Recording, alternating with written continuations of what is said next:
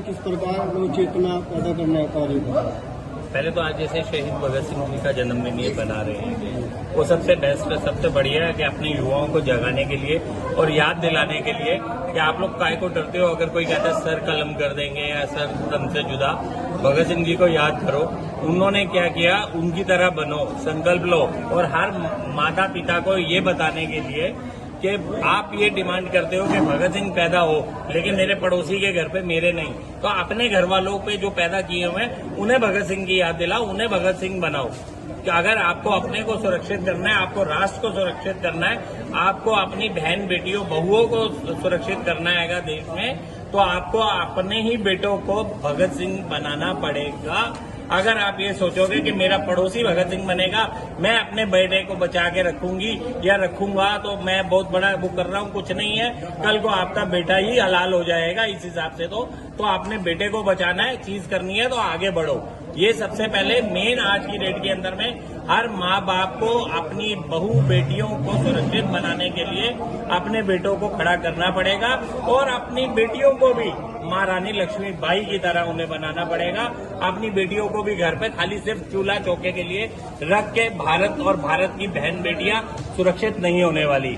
और रही बात आज इस कार्यक्रम पे भी ये बता दूं, हमने प्रधानमंत्री जी और अमित शाह जी को कल भी एक लेटर दिया है, ईमेल के थ्रू भी और स्पीड पोस्ट से भी। हमने ये क्लियर कट मांग करी है कि भगत सिंह जी को भारत रत्न के सम्मान से सम्मानित किया जाए। भगत सिंह जी को भारत रत्न के सम्मान से सम्मानित किया जाए। क्रांतिकारी शहीद दिवस भगत सिंह जी के दिन को घोषित किया जाए। ये है मामला कि ये नहीं कि आप जो उठ के आया जिससे बात हुई उसे तो भारत रत्न आपने बना दिया। भारत रत्न आपने मुलायम सिंह को दे दिया, उसको देने का क्या मतलब था? उसको क्या दिया आपने? इनाम दिया है। किस बात का इनाम दिया है? क्योंकि राम भक्तों के ऊपर गोलियां चलाई थी, उसका इनाम दिया, उसके इनाम से नवाजा है आपने। तो जो असली थे, जिन्होंने लो जगाई लोगों के दिलों में भारत के अंदर में आजादी के लिए, उस भगत सिंह जी को पहले आप दो भारत रत्न। बात करो जो ईमानदारी की है। नेतागिरी राजनीति हर जगह अच्छी नहीं लगती, और ये राजनीति आपने जो मुलायम सिंह यादव को किया, राम भक्तों को गोलियां चलाने के लिए सम्मानित किया इसे भारत रत्न से, मेरी नजरों में वो तो बिल्कुल बेकार है। आप इस सवाल मांगे जी, आपने गोरक्षा को लेकर तमाम पुलिस के ऊपर सवाल उठाए, कौन सी स्टेट की पुलिस की बात कर रहे हैं? आप एक चीज बता दो, कौन सी स्टेट की पुलिस गो तस्करी नहीं करा रही? आप मुझे ये बता दो।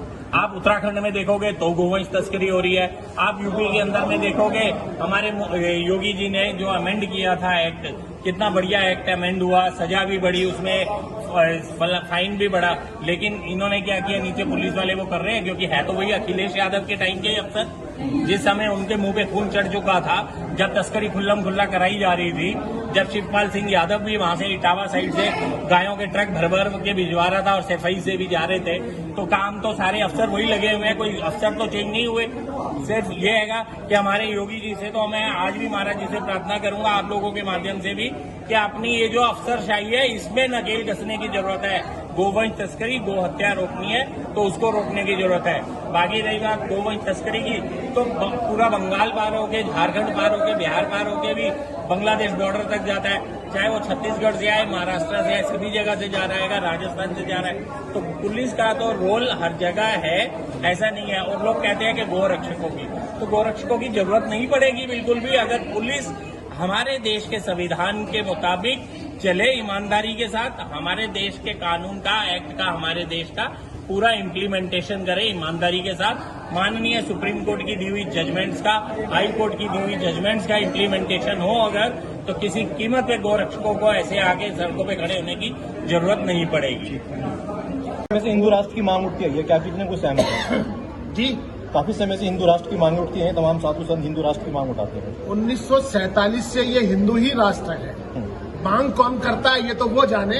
हमारी निगाह में ये 1947 के बाद से हिंदू राष्ट्र है, लेकिन ये हमारी कमी है, हमारी दयालुता है, ये हमारे समाज में ऐसे जयचंद है जिनकी वजह से वो इसको हिंदू राष्ट्र मानने के लिए प्रेरित नहीं होते। ये हिंदू राष्ट्र है, हिंदू राष्ट्र था, हिंदू राष्ट्र है। गौ माता पूजनीय है भारत में, फिर भी गौ तस्करी होती है। देखिए, जहाँ तक गौ माता की बात है, आपने देखा होगा गांधी जी ने एक चरखा पूरे भारत के अंदर सारे संगठनों को एक करने के लिए किया था। अब हर धर्म के अंदर हिंदू के लिए गौ माता नहीं, पूरे समाज के लिए दुनिया में कोई भी व्यक्ति हो, कुरान तक में लिखा है कि गौ का मांस खाने से शरीर खराब हो जाता है। गौ की हर चीज उपयोगी है।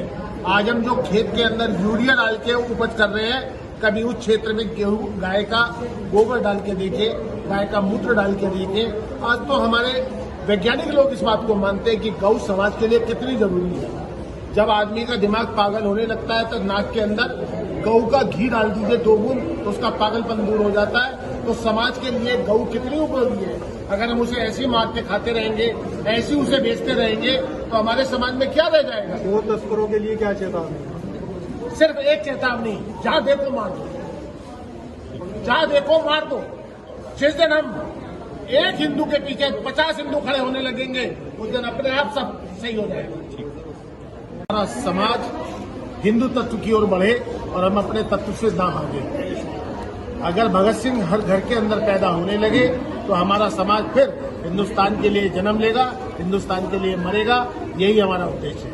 वंदे मातरम मिशन एक चिंगारी युवाओं में आज किस प्रकार? देखिए, पहले तो ये समझना चाहिए कि वंदे मातरम का मतलब क्या होता है। जिस धरती ने हमको जन्म दिया है वो हमारी माँ है और हम उसको नमन करते हैं, ये मतलब होता है वंदे मातरम का। लोगों ने इसके गलत इसका अर्थ निकाला है। बहुत से लोग ये कहते हैं, हम इसको नहीं मानते, ये बंद होना चाहिए। ऐसे लोगों को भारत में रहने का अधिकार ही नहीं है। वंदे मातरम, वंदे मातरम, वंदे मातरम। महाराज जी, कुछ लोगों ने जो है सशस्त्र की भी मांग कर दी है।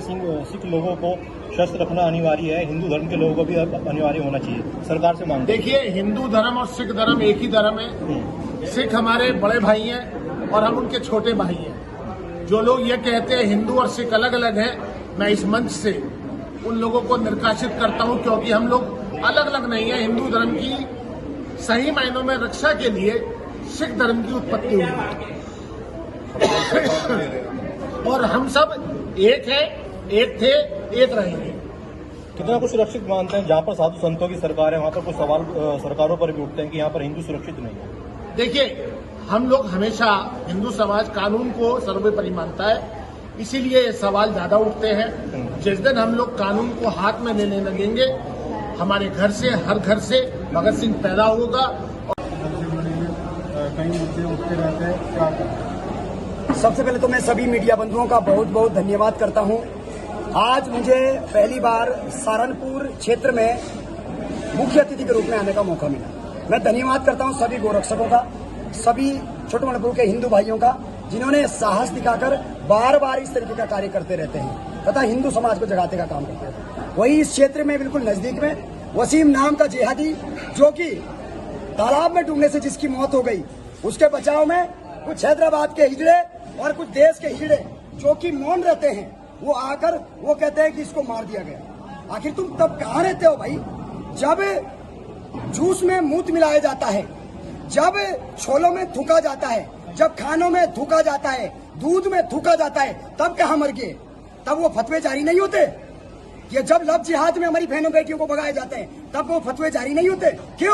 क्यों मौन बैठे हैं? तुम्हारे बाप का देश है कि यहाँ पे आकर सांप्रदायिक हिंसा फैलाओगे, और यदि हम लोग अपने बहन बेटियों की रक्षा करेंगे, वो सेवा करेंगे, तो तुम लोग उसको बचाव में आएंगे। कई बार उत्तराखंड के अंदर भी इस तरह के मामले हो गए हैं कि अपराधियों के बचाव में ये हिजड़े आगे आ जाते हैं। शर्म आनी चाहिए तुम्हें।